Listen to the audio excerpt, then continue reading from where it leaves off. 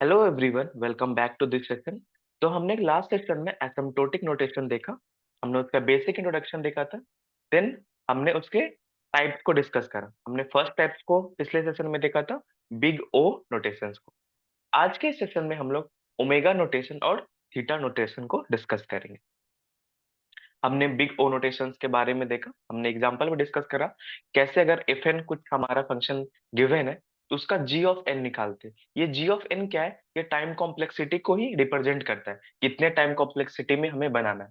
ये एन क्या है और ये एन कैसे आता है, जब हम लोग रियल क्वेश्चंस करेंगे तो आपको पता चलेगा ये फंक्शन कैसे प्रिपेयर होता है। अभी तो हम लोग मैथमेटिकल प्रिपेयर कर रहे हैं, बट जो हम एल्गोरिदम लिखते हैं उसी के बेसिस पे ये जी ऑफ एन और ये सी जो कांस्टेंट है वो प्रिपेयर होता है।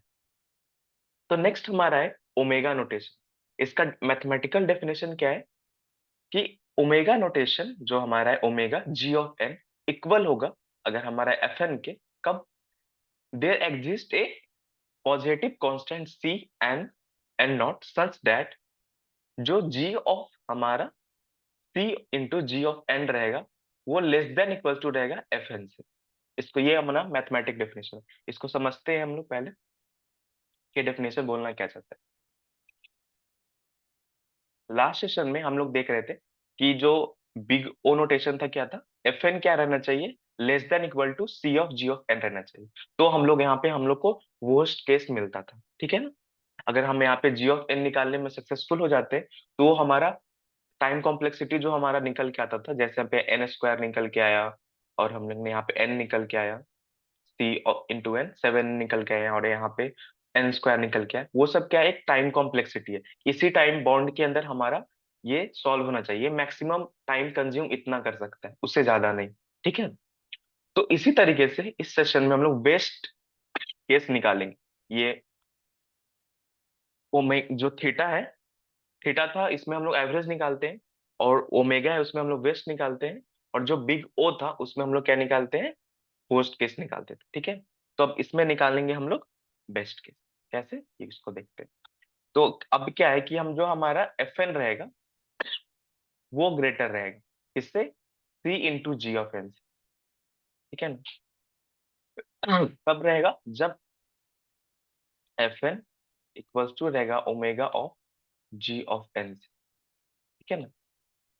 अगर ये इक्वल कब होगा, जब अगर कोई पॉजिटिव कांस्टेंट सी और ये ग्रेटर इक्वल्स टू 1 रहेगा। अगर ये कंडीशन सेटिस्फाई हो जाती है हमारी, ये कंडीशन सेटिस्फाई हो जाती है हमारी, ठीक है ना, ये अगर हमें जी ऑफ एन निकालने में सक्सेसफुल हो जाते हैं तो हम कह सकते हैं कि एफ और एन इक्वल्स टू हुआ किसके, omega of G of N से, ठीक है।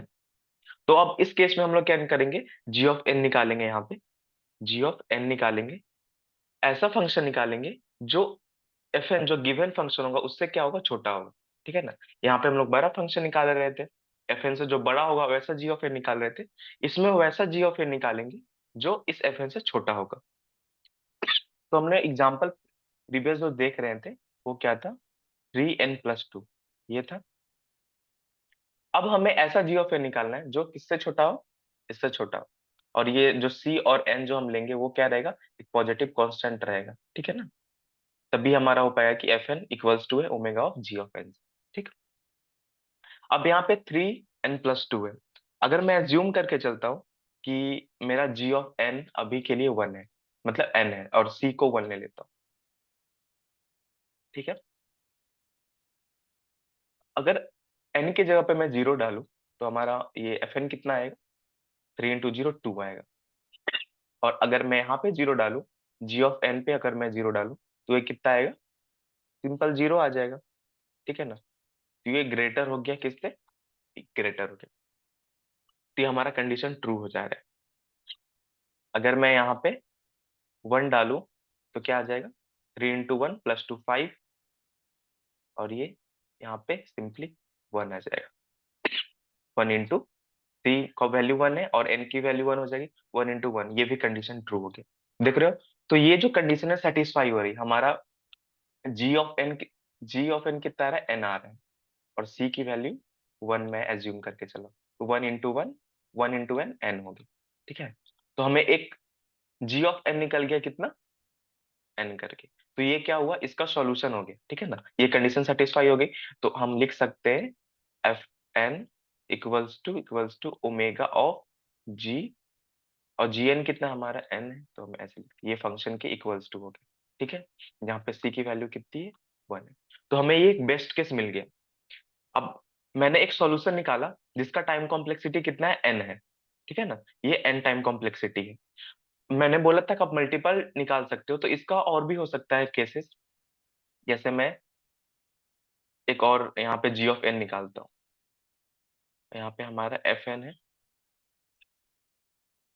C n+2, और मैं अभी एज्यूम कर रहा हूँ कि जी ऑफ एन मैं ले लेता हूँ 2 log,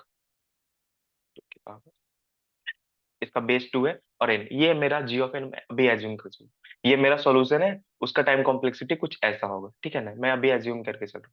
अब ये निकालते ये सेटिस्फाई कर पाता है कि नहीं, हमारे जो हमने यहाँ पे बनाया है कंडीशन, उसको सेटिस्फाई कर पाता है कि, ठीक है। अब अगर मैं यहाँ पे एन की वैल्यू को यहाँ पे 1 डालूं तो क्या आएगा, यहाँ तो 5 हो जाएगा, ठीक है ना। और अगर मैं यहाँ पे 1 डालता हूँ तो ये तो सिंपली बेस 2, और ये हो जाएगा हमारा कितना, 0। अगर मैं वहाँ पे 1 डालूँ तो ये 0 हो जाएगा। अगर मैं n की वैल्यू डालता हूँ 2, तो इसका वैल्यू कितना आ जाएगा, 8। और मैं यहाँ पे अगर n की वैल्यू 2 डालूँ, 2 log बेस 2, और ये हो जाएगा हमारा अप्रोक्स 2 ही आ जाएगा, ठीक है। तो देख रहे हो, ये भी कंडीशन ट्रू हो जा रही है, ये भी कंडीशन ट्रू हो जा रही है। तो ये क्या आंसर, ये भी एक सॉल्यूशन बन गया हमारा। ऐसा भी एक वेस्ट केस हो सकता है जहां पे हम 2 log 2n, मतलब हम दो ऐसे प्रॉब्लम सॉल्यूशन बना सकते हैं जो प्रॉब्लम को सेटिस्फाई करता है, उसका बेस्ट है। लेकिन इसका सबसे बेस्ट कौन है, जी ऑफ एन। एक तो सिंपली हमारा ये आ रहा था, और एक जी ऑफ एन हमारा आ रहा था 2 log बेस 2n। अब दोनों में से किसको ले, अब जो क्लोजेस्ट वन होगा, जो सबसे छोटा है, सबसे मतलब क्लोजेस्ट लोअर बॉन्ड होगा ना, उसको हम लोग लेंगे।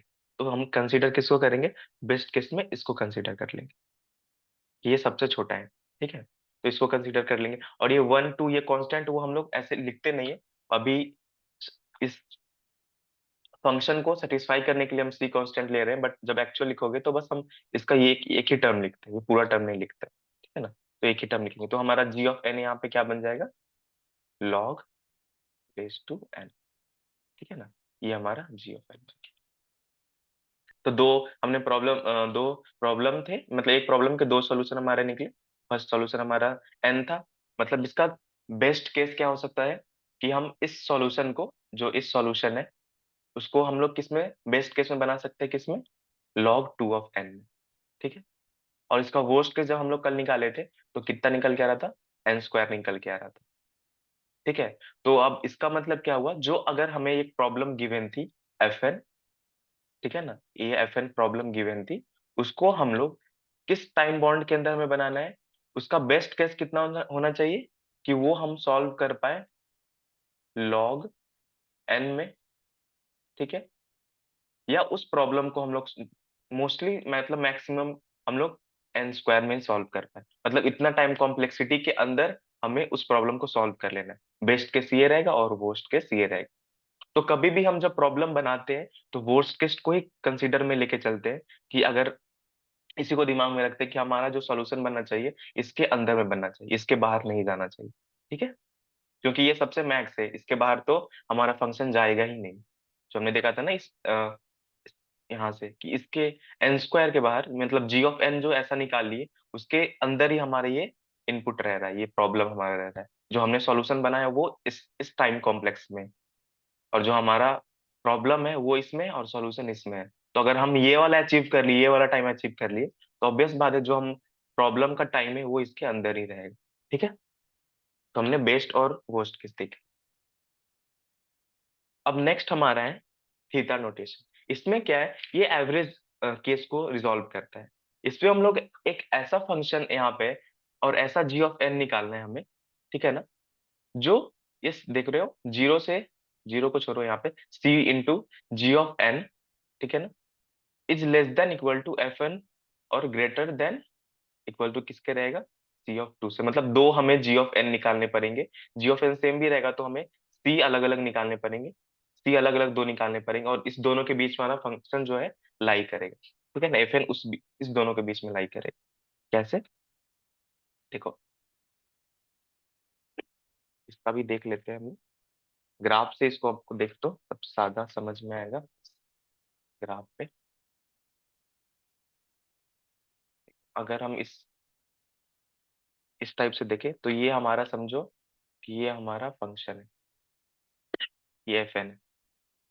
और हम लोग ये जो केस कहता है इसमें कहता है कि आप दो निकालो, बेस्ट भी निकालो और यहाँ पे आप इसका बेस्ट और वर्स्ट दोनों निकालो। अब ये क्या हुआ, ये इसको लोअर बाउंड है इसका, ये समझो ये लोअर बाउंड है। मतलब क्या, इसके नीचे तो हमारा फंक्शन नहीं जाने वाला है, मतलब इसके ऊपर ही रहेगा एक पॉइंट के बाद। देखो इस पॉइंट के बाद क्या होगा, ये इसके नीचे ही रह रहा है फंक्शन। और इसके बाद इसी पॉइंट के बाद क्या हो रहा है, ये हमारा ये फंक्शन क्या हो रहा है, ये जी, ये मान लो हमारा C2 × Gn है और ये हमारा C1 × Gn है।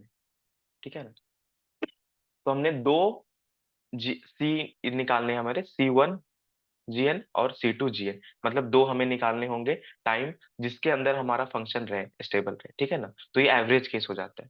ठीक, इसी में देख लेते हैं कि जैसे हमारा 3n+2 था ना, तो इसका ऐसा निकालो, एक बेस्ट निकालो और एक वर्स्ट निकाल दो। अगर हमारा Fn, अगर मैं इसका निकाल लिया हूं पहले से कितना, अगर मैं बेस्ट केस निकाल लेता हूँ, ठीक है ना, और इसका वर्स्ट केस निकाल लेता हूँ,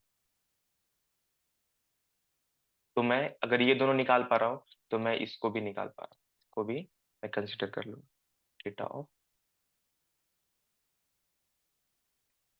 ठीक है, ये थीटा ऑफ एन रहेगा। जब, कब, अगर मुझे एक ऐसा G(n) मिल गया, C × G1 मिल गया जो कि इससे क्या हो, छोटा हो, और एक ऐसा मिल गया C2G मिल गया जो इससे इस जो से बड़ा हो, इस फंक्शन से बड़ा हो। तो दो टाइप में मिल जाएगा। इसी पे लेके चलो, तो अगर मान लो 3n+2 है तो अगर हम 7n ले लेंगे तो इससे बड़ा हर कंडीशन को सेटिस्फाई कर जाएगा, और इससे छोटा ले लेंगे, मतलब 1 × n ले लेंगे तो ये भी सारे कंडीशन को सेटिस्फाई करेगा, दोनों में मिल जाएगा। ठीक है ना, तो ये हमारा एवरेज केस होता है। तो ये था बेस्ट और एवरेज केस पे। इस पे प्रॉब्लम जब डिस्कस करेंगे तो आपको सारा कंफ्यूजन दूर हो जाएगा कि कैसे ये बेस्ट केस होता है, ये टाइम कॉम्प्लेक्सिटी कैसे मेजर होता है। तो आज के सेशन में इतना ही, मिलते हैं अगले सेशन में, तब तक के लिए बाय, थैंक यू।